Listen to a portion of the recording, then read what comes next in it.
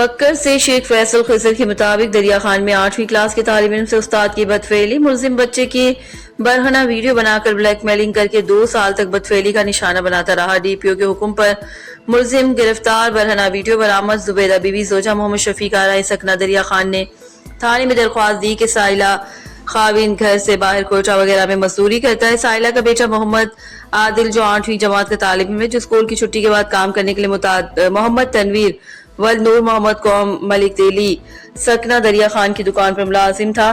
عرصہ 2 سال قبل ملزم تنویر نے نابالغ عادل کے ساتھ گھر کے بیٹھک میں بدفعلی کی۔ اسی دوران ویڈیو بنا لی، بعد ازاں بلیک میل کر کے ملزم نے اس سے متعدد بار بدفعلی کی۔ نابالغ عادل نے خوف کی وجہ سے گھر میں نہیں بتایا اور دکان بھی چھوڑ دی۔ ملزم مگر اسے بلیک میل کرتا رہا، موبائل پر غلط میسج کرتا ہے، جس پر تھانہ سٹی دریا خان پولیس نے مقدمہ درج کر کے ملزم کو گرفتار کر لیا ہے۔